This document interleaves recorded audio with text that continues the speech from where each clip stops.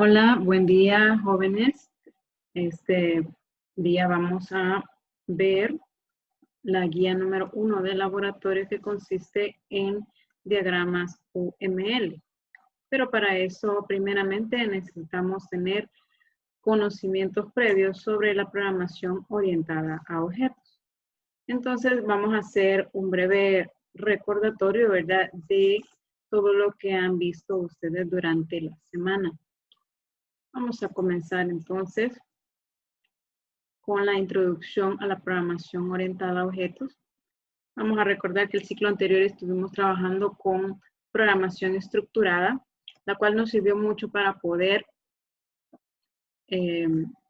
aprender acerca de la lógica, acerca de cómo vamos a resolver problemas de una forma ordenada, sencilla y de fácil comprensión. Por lo tanto, esta vez vamos a ver otro paradigma de programación que es este de la POO.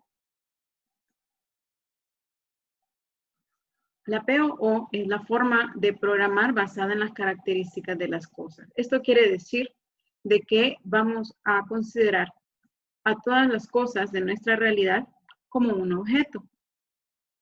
Es como cuando nosotros observamos a nuestro alrededor, podemos ver un automóvil, podemos ver una silla, una mesa, la computadora, el teléfono, etcétera, y cada uno de ellos tiene sus propias características y las reconocemos, ¿verdad?, por sus funciones y sus propiedades específicas y por cómo se comportan. Entonces, lo que persigue la programación orientada a objetos es simular el mundo real en la informática. Por lo tanto, en el mundo real, nosotros tenemos un objeto físico que tiene ciertas características, tiene una identidad. En este caso hemos tomado el ejemplo de un automóvil, ¿verdad? Ese automóvil, pues ya lo conocemos, ¿verdad? Lo conocemos como un auto, un carro, cada uno puede identificarlo según el tipo de auto que sea, ¿verdad? Tiene ciertas características. Ahí podemos ver este automóvil que pues parece deportivo, ¿verdad? Tiene dos puertas, ¿verdad? Tiene pues sus 4 llantas, tiene un color verde menta, ¿verdad? Esas son las características de este automóvil que tiene una marca, que tiene un modelo, ¿verdad? Y tiene un estado. Por ejemplo, el estado de este automóvil puede ser que esté en uso o puede ser que esté parqueado, ¿verdad? Puede ser que esté apagado o encendido. Tiene ciertos comportamientos porque cuando usted utiliza su automóvil, imagínese que sea un automóvil pues automático, entonces usted puede ir para adelante, para atrás, puede ponerlo usted en modo de parqueo o en modo neutro, ¿verdad? Esos son comportamientos que tiene este automóvil, además de que pues podemos utilizar otras funciones que traen ya añadidas los carros. Si usted va a ocupar el GPS del carro, si usted va a ocupar pues el estéreo del carro, pues es otra característica, ¿verdad? Son otros comportamientos que se manejan a través del mismo objeto. Si hablamos sobre una simulación informática acerca de este objeto, pues podemos decir que el objeto se caracteriza por tener una identidad, tal como lo tenemos en la vida real, ¿verdad? Que esto es un automóvil.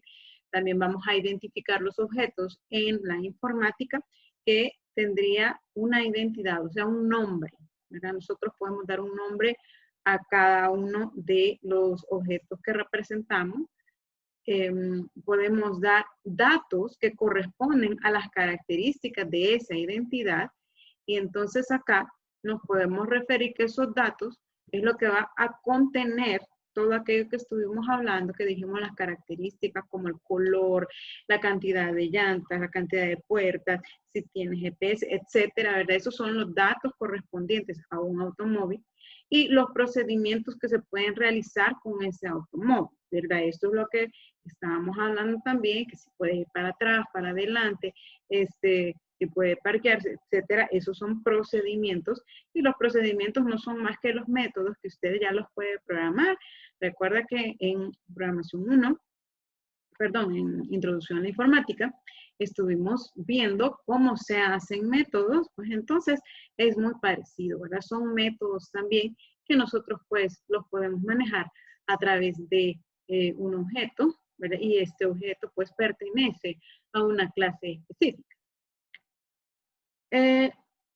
Que es importante que nosotros conozcamos como conceptos de objeto. Nosotros, los humanos, pensamos en términos de objeto en el sentido de que tenemos nuestro cerebro capacitado para poder reconocer, dependiendo de las características de las cosas, reconocer qué son.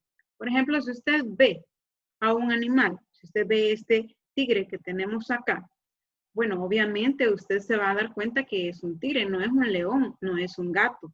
¿Por qué? Aunque el dibujo no está perfectamente hecho, ¿verdad? Pero no es un león porque no tiene melena, no es un gato porque la forma específica del cuerpo, pues, le está indicando que es un tigre, ¿verdad?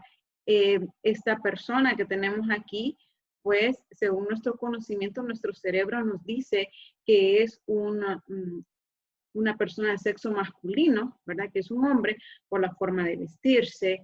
Entonces, nuestro cerebro tiene esa capacidad de abstracción. La capacidad de abstracción nos permite reconocer un objeto por sus características o por sus funciones, ¿verdad? Así como usted cuando tiene un reloj, ese reloj puede ser de muñeca, ¿verdad? Puede ser un reloj de pared, puede ser el reloj de su teléfono, pero todos le sirven para lo mismo, para dar la hora. Por lo tanto, usted reconoce que es un reloj por la función que desempeña el objeto, aunque el objeto sea totalmente diferente, ¿verdad? Entonces podemos reconocer nosotros como personas, pues, a edificios, árboles, animales, etcétera, ¿verdad? No solamente vemos algo plano, sino que podemos reconocer esas figuras.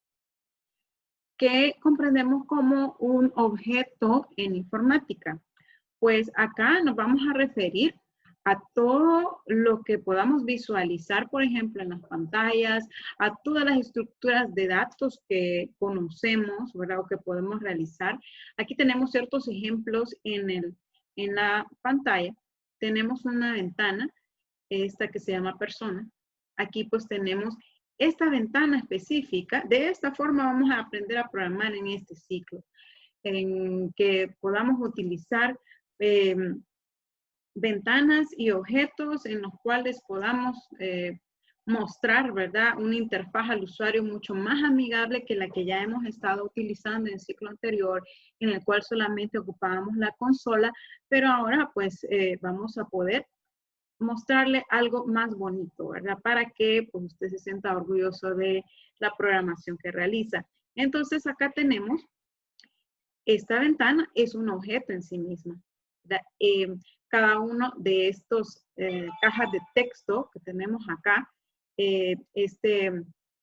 combo, o sea, hay unos combos en los cuales nosotros podemos seleccionar las respuestas, ¿verdad? Que vamos a escoger ahí.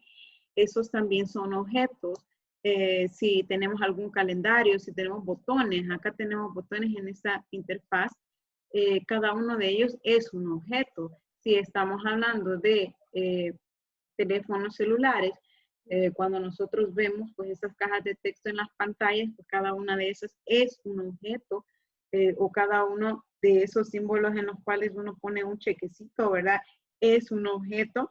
Sí, también hablamos pues en cuanto a la programación, si queremos utilizar, recuerda que en el ciclo anterior utilizamos arrays, matrices y vectores, pues entonces esos son objetos, y si recuerda, cada vez que utilizamos un array o una matriz, ocupábamos también la palabra reservada new, que nos servía para instanciar un objeto de la clase array, ¿verdad? Eso estamos hablando ahorita, ¿verdad? Que vamos a ver todo como un objeto y eso es lo que vamos a programar. Vamos a simular la realidad en la programación. Y pues aquí tenemos estos ejemplos de estructuras de datos, ¿verdad? En el cual podemos visualizar pues pilas, colas, listas, árboles, etc. En el mundo real, pues nosotros vemos los objetos de esta forma. Si estábamos hablando originalmente de un ejemplo de automóviles en cuanto a objetos, ¿verdad? Que podemos reconocer. Los elementos de un sistema físico pueden ser agrupados en categorías. Y esto es porque usted sabe de que automóviles pueden ser de diferentes tipos. Usted puede encontrar carros tipo sedán, como el que tenemos acá. Podemos encontrar pickups o camiones o rastras, por ejemplo. Podemos encontrar camionetas, ¿verdad? O buses, ¿verdad? O microbuses, y todos son automóviles, pero las características específicas de cada uno son los que lo van a identificar, ¿verdad? Entonces, ya en la programación, en la simulación informática, somos capaces de poder crear clases, ¿verdad? ¿Qué son esas clases? Que es lo que estamos mostrando acá. Es una forma, pues, de generalizar la realidad, ¿verdad? En el caso de que una clase, la clase sea automóvil, pues entonces todos los automóviles, independientemente de cuál sea su categoría, todos van a tener pues un color, todo, porque no hay automóviles transparentes, pero todos van a tener un color, todos van a tener un número de motor, todos van a tener una capacidad de peso que pueden soportar, etcétera. Aquí las clases, como le decía, es la generalización. Entonces, cuando nosotros definimos una clase, generalizamos cuáles son las características para todos los elementos que puedan surgir de esa clase. ¿Cómo se hace el diagrama de una clase? De una clase específica, lo que vamos a hacer es un rectángulo en el cual vamos a tener 3 divisiones. Esas 3 divisiones, en la parte de arriba, vamos a tener el nombre, ¿verdad?, de esa clase. Vamos a tener en la segunda división lo que serían los atributos. Estos atributos corresponden a las características que tiene cada uno de esos elementos, ¿verdad? Que va a tener cada uno de los elementos de esa clase. Y en la parte de abajo, en la tercera división, lo que vamos a tener son los métodos correspondientes a esa clase.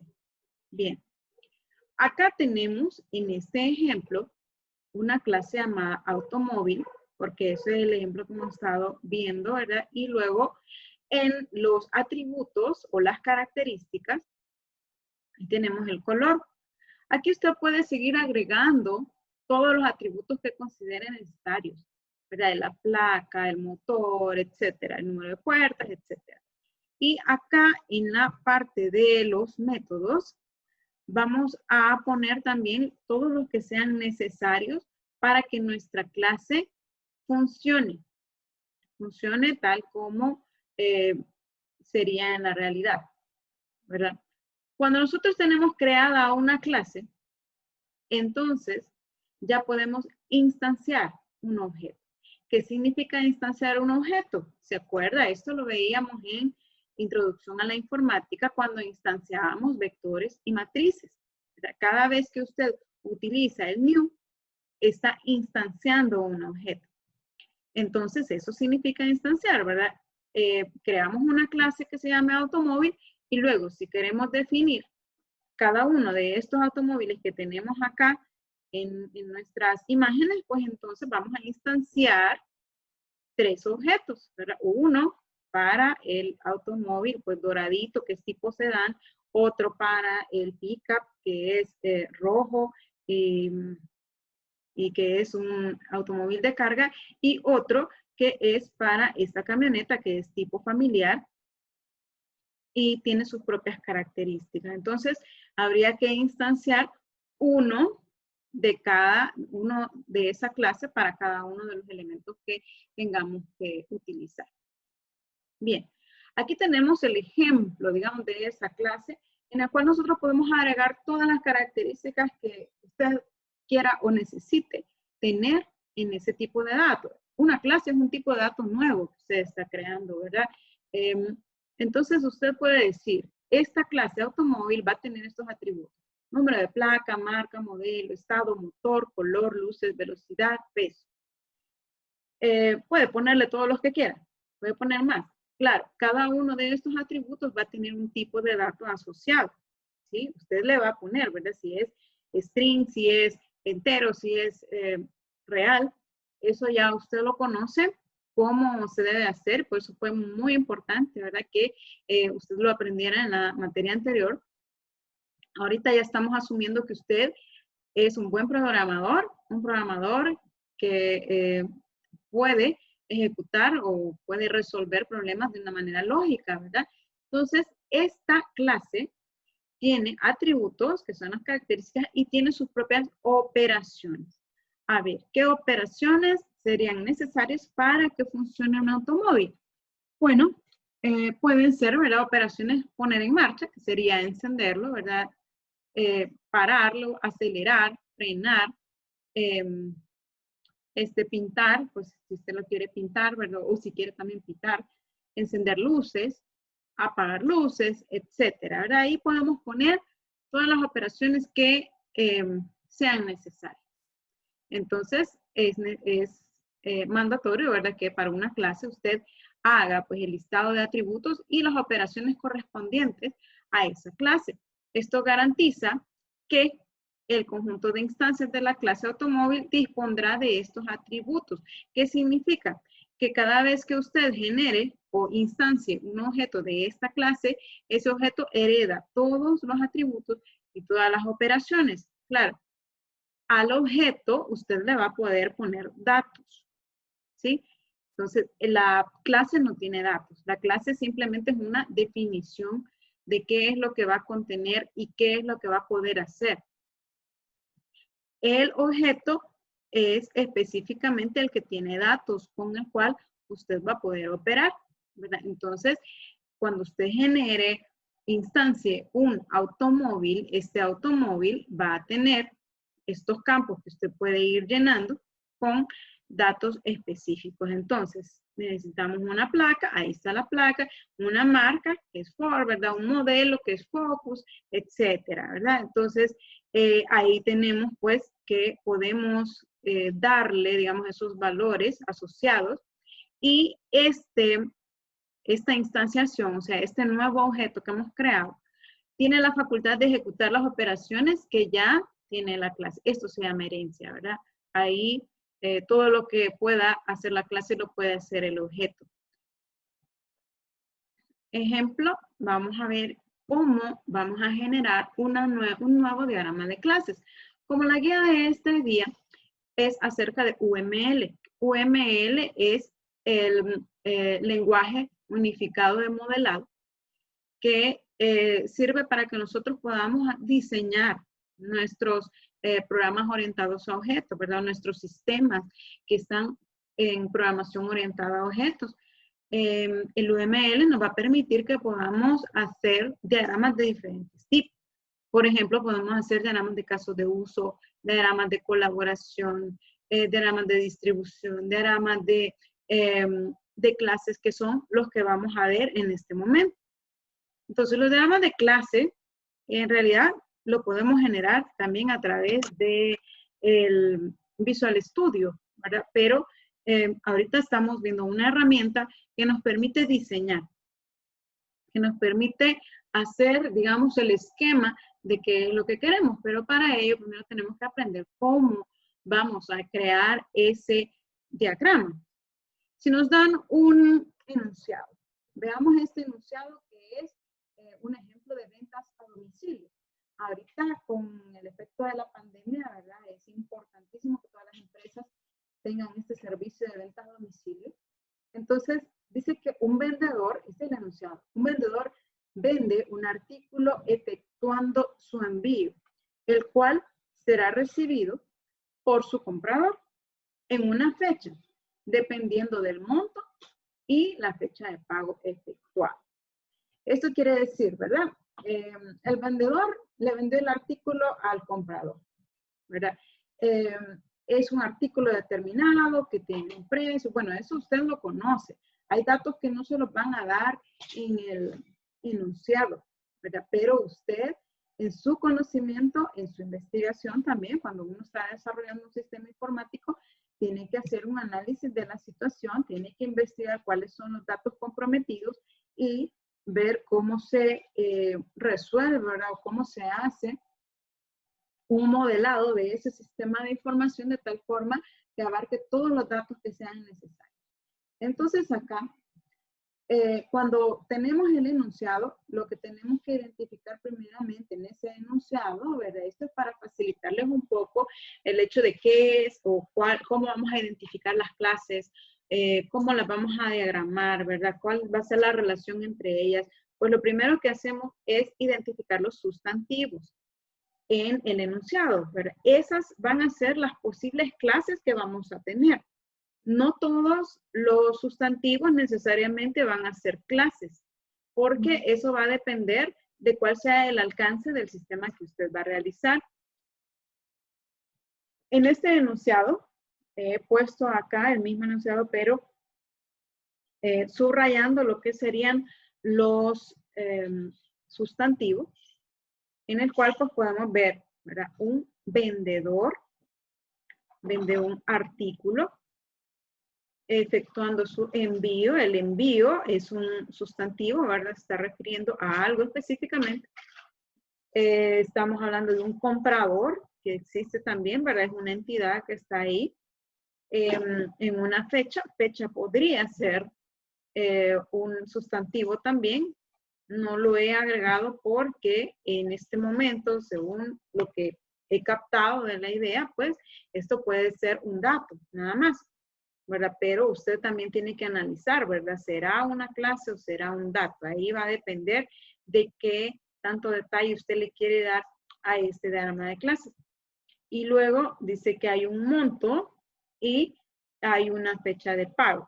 El monto tampoco lo subrayé, aunque es un sustantivo, pero fíjese que acá dice que el envío será recibido por su comprador en una fecha dependiendo del monto y la fecha de pago. Entonces, este monto es un dato que me va a servir para poder determinar cuándo le van a entregar a esa persona ese envío, ¿verdad? Entonces, veamos cómo podríamos resolver esto. Ahora que ya tenemos como una idea de cuáles podrían ser las posibles clases, veamos cómo nos queda este diagrama de clases. Observen que acá he puesto solamente dos rectángulos, ¿verdad? Aquí he omitido lo que sería el rectángulo o la división correspondiente a los procedimientos, ¿verdad? Ahorita nada más para que lo comprendan, pero después ya vamos a ver el diagrama en el software, ¿verdad? En el software ya le aparecen las tres partes, ¿verdad? Pero se vale hacerlas así. Veamos las entidades. Aquí tenemos el vendedor, tenemos el artículo, tenemos el pago, el envío y el comprador. Estas son las palabras o sustantivos que encontramos en el enunciado y lo hemos colocado acá. Usted primero hace pues los rectángulos de todas las clases y después pensamos en cada una de esas clases qué datos podría tener. Los datos son las características o atributos o campos que usted le tiene que dar a esa clase. En este caso, el vendedor, usted sabe que tiene un nombre y un apellido. Usted puede ponerle más atributos si desea, ¿verdad? Aquí solamente se están poniendo los básicos, digamos. Entonces puede ponerle nombre, apellido, fecha de nacimiento, sucursal a la que pertenece, un ID del vendedor. Ahí usted puede poner todos los elementos que quiera. Veamos el artículo. ¿Qué es lo elemental para conocer pues, un artículo? Saber el nombre del artículo que compra la persona, ¿verdad? Y el precio de este artículo. Ahora, el almacén, pues, o el centro de ventas, lo que sea, va a necesitar también un ID. Usted se lo puede poner. Como le digo, aquí solamente estamos poniendo lo básico, ¿verdad? Es un ejemplo. Y acá tenemos esta otra entidad que es un envío. ¿Qué contiene el envío? Contiene la fecha de envío, ¿verdad? La dirección del envío y probablemente, seguramente, va a tener un ID de envío, ¿verdad? ¿Qué puede contener el pago? Todo esto, como le digo, no necesariamente va a estar plasmado en el enunciado, pero tenemos que deducirlo de la vida real, porque lo que queremos hacer es modelar sistemas reales. Entonces acá dice de que el envío está determinado o es relativo a un pago, pero ese pago usted sabe que puede ser con tarjeta, puede ser en efectivo. Ese pago tiene una fecha de pago. Si usted lo va a pagar el mismo día de la ejecución, ¿verdad? De la compra, o si lo va a pagar, qué sé yo, por cuotas, o si se va a pagar a posteriori, a contraentrega, depende, ¿verdad? Ahí va a depender la fecha de pago, no necesariamente va a ser la fecha de envío. Luego, el importe, que sería la cantidad. Puede ser que la empresa tenga a disposición de que mientras mayor sea el monto de la compra, pues más rápido le entregan su pedido. Puede ser. Y también tenemos la dirección de la facturación. Puede ser de que el lugar a donde hay que llevar la factura no necesariamente sea la dirección de envío, ya que en un lugar puede ser que le van a pagar, digamos, en una empresa y haya que ir a dejar los artículos a una bodega, ¿ya? Entonces, por eso está este elemento acá. Y luego, pues, ¿qué datos necesitamos del comprador? El comprador, pues, queremos saber cuál es su nombre, cuál es su apellido, su dirección, probablemente un ID, etcétera, ¿verdad? Ahí usted va a poner los datos que corresponden. Luego que ya haya definido cada uno de los atributos que correspondan a cada clase, pues entonces se pone a ver qué métodos va a tener cada uno. En este momento no le he puesto ningún método, ¿verdad? Pero estemos conscientes de que vamos a tener que poner por cada atributo un método que se llame set y otro que se llame get. ¿Para qué van a servir? Estos métodos set son para ponerle un valor a un atributo, ¿verdad? O a un conjunto de atributos.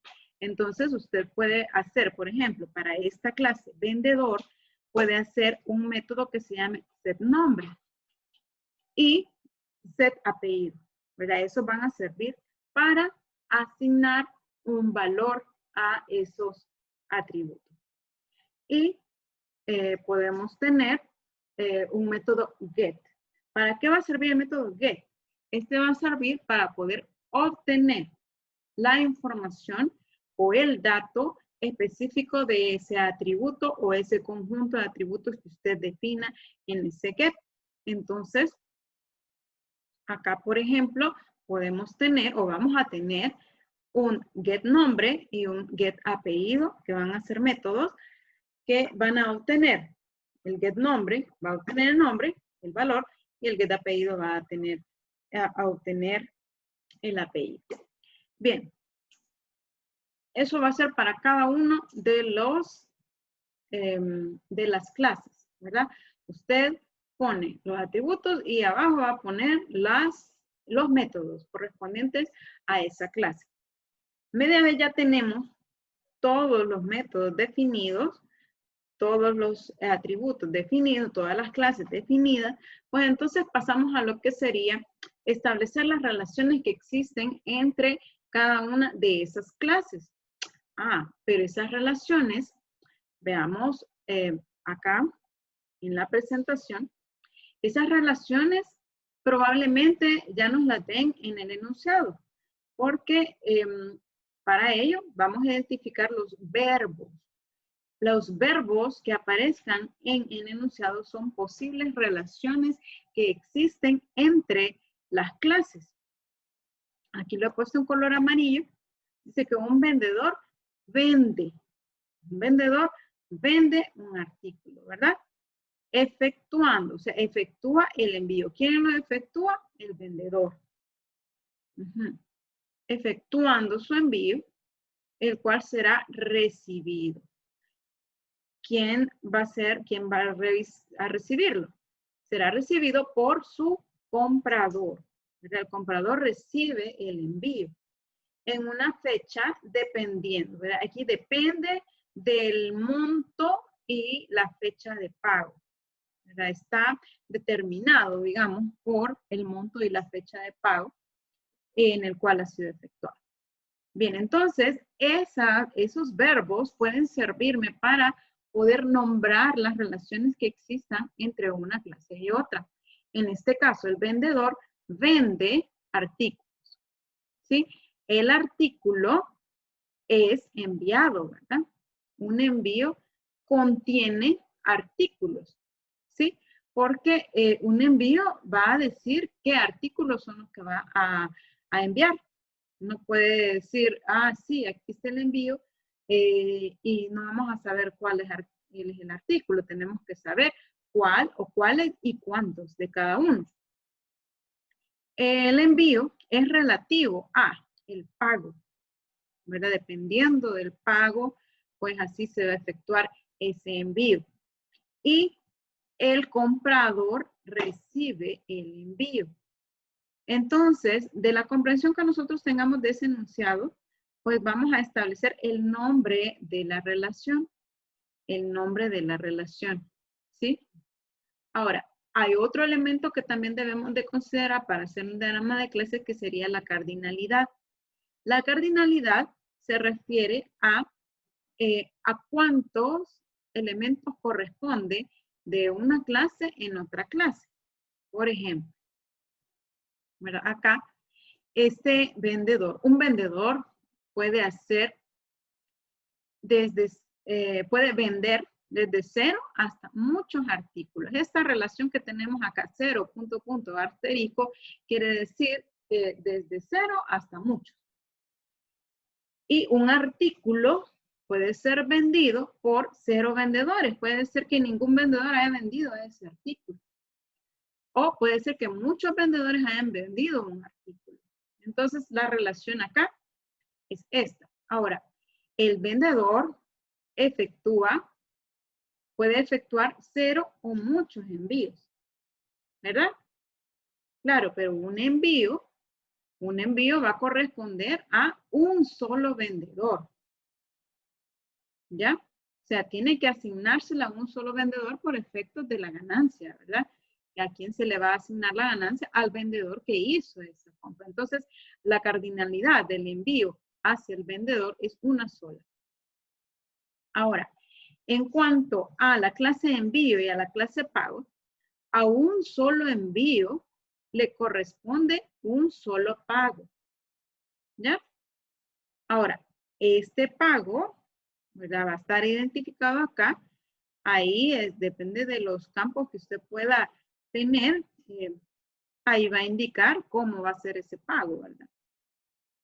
Y en cuanto a la clase de comprador y a la clase de envío, tenemos que un comprador recibe de uno a muchos envíos. Puede ser de que esa persona haya encargado varias veces, ¿verdad? Al mismo almacén y le han llevado varios pedidos, por lo tanto, puede tener de uno a muchos, ¿verdad? Y un envío corresponde a un solo comprador, ¿sí? Entonces a eso se refiere la cardinalidad. Existen otro tipo de relaciones que podemos establecer en las bases de datos, que ya las vamos a explicar por acá. Por ejemplo, tenemos unas relaciones que denotan composición. La composición, ¿verdad? Es cuando un elemento está compuesto de otros elementos. Ahorita les muestro.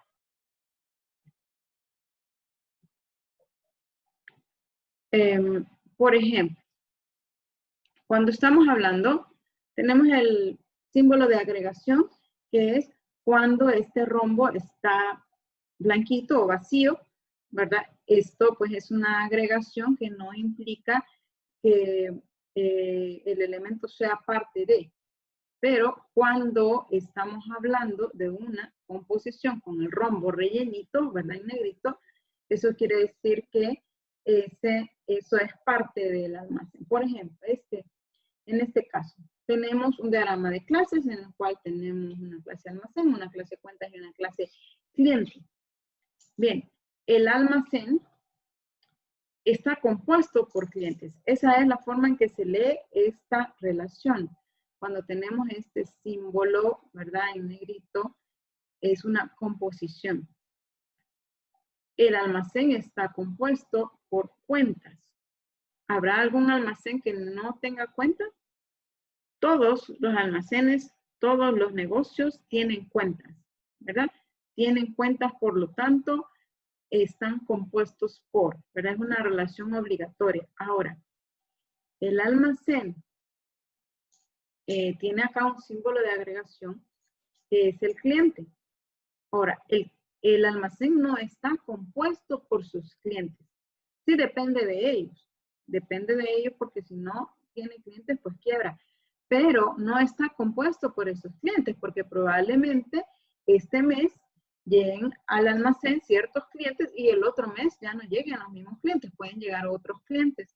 Entonces, no está compuesto por clientes, sino que tiene una relación ahí con el cliente que se llama de agregación, pero no incluye, ¿verdad? No incluye. Bien.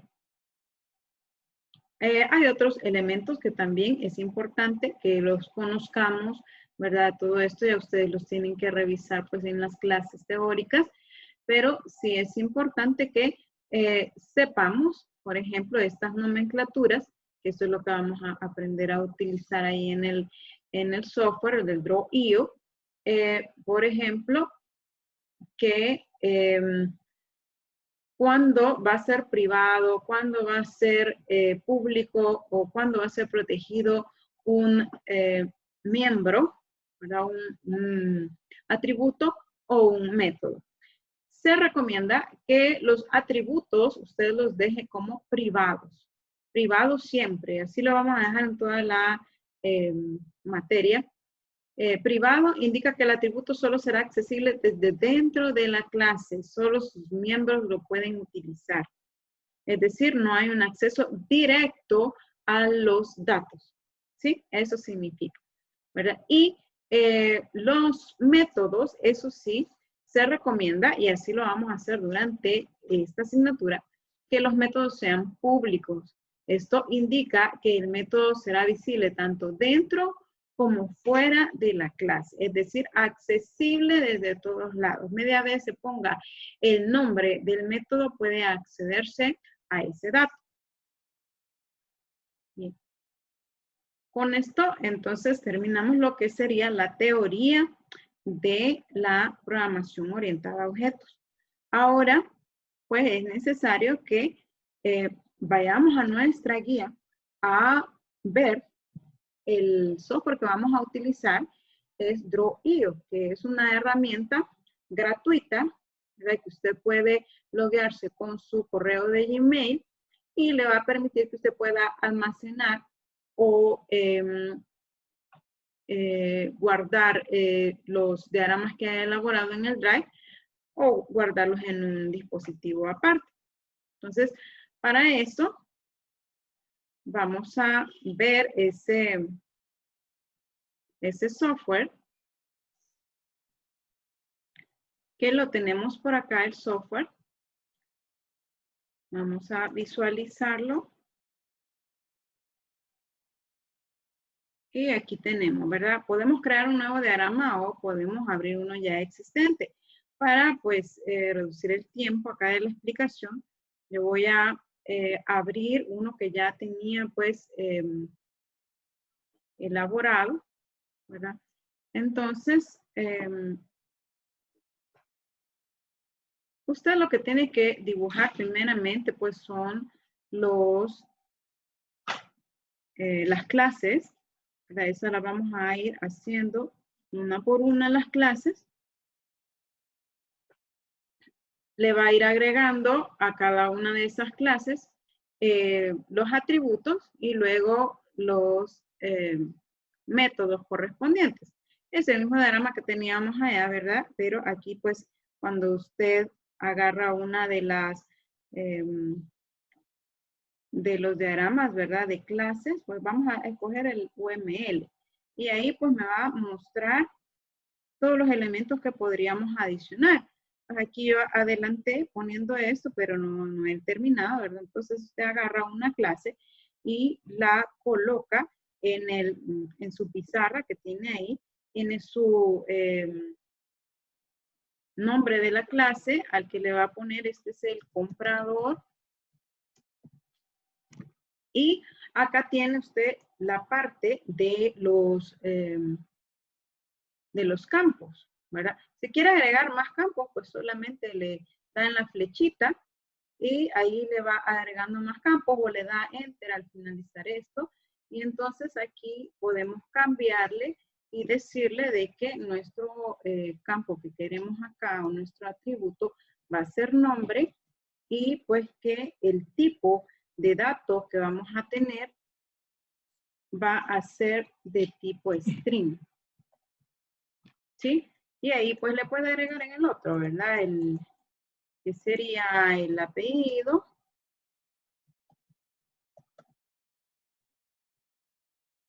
Y también pues sería de tipo string. Ahí usted va haciendo pues lo que necesite. Luego, en los métodos, esto es lo que les mencionaba. Para cada uno de los atributos que usted tenga ahí arriba, vamos a tener un método set y un método get. Set, nombre. Set, nombre. Y pues ahí le vamos a poner, ¿verdad? Si los paréntesis, recuerda que cuando estábamos definiendo métodos, pues le poníamos paréntesis, ya sea que lleve parámetros o no, pues ahí usted le va a poner si lleva parámetros y le va a poner de cuál es el tipo de dato que le va a devolver. En este caso va a ser un string que nos va a devolver. Y también, pues si queremos agregarle otro método, pues ahí se lo ponemos, ¿verdad? Les decía que para cada atributo va a tener un método set y un método get. Por lo tanto, este sería un set apellido. También me va a devolver un string y vamos a tener para cada uno un método get.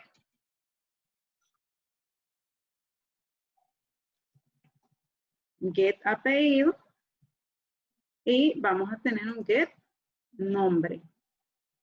Por eso es que ahorita, ¿verdad? Si usted no necesita ciertos atributos, ya que solamente lo estamos haciendo por ejemplificar, pues no es necesario que ponga todos los sets y los gets, ¿verdad? ¿Para qué me van a servir los sets? Para poner el valor de este dato.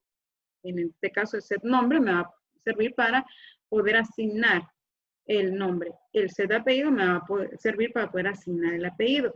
El get apellido me va a servir para poder obtener ese dato, porque si no, de otra forma, no lo voy a poder recuperar. Bien, media vez usted tiene ya elaborada su clase tal como la quiere, pues ya tiene todas las clases hechas, pues entonces establece una relación. La relación que vamos a seleccionar es de padre a hijo. Entonces usted tiene que saber cuál sería la clase padre y cuál sería la clase hijo. Y establecemos la relación y aquí le decimos que este va a ser el padre, ¿verdad? Y aquí pues usted lo modela como usted quiera. Estos extremos redondeados usted los puede corregir aquí en el software. Puede también corregir el inicio y el fin de la flecha como los quiere. Aquí dice, ver, rounded. No lo queremos rounded, lo queremos sharp, ¿verdad? Lo queremos así fijo. Y aquí nos está diciendo, pues, la relación, ¿verdad? ¿Quién es el padre? ¿Quién es el hijo? Si usted quiere, pues, editar el nombre de esa relación, por ejemplo, teníamos que en esta relación el comprador recibe, ¿verdad? Entonces, en este recibe, se escribe ahí y ese es el nombre de esa relación. Y puede también poner la cardinalidad. Si quiere escribir, por ejemplo, acá, ¿verdad? Que un comprador puede recibir de 0 a muchos envíos, ¿verdad? Y acá que tenemos, tendríamos que poner, ¿verdad? Otro nombre en el cual decimos aquí que el comprador, aquí obligatoriamente un comprador le corresponde un envío, ¿verdad? Tiene que ser alguien que lo haya encargado, ¿verdad? Entonces ahí pues lo editamos, le ponemos 1. Y ahí ya creamos nuestra cardinalidad, ¿verdad? Y así podemos ir generando las diferentes relaciones. Bien, eso ha sido todo para este laboratorio. Muchas gracias.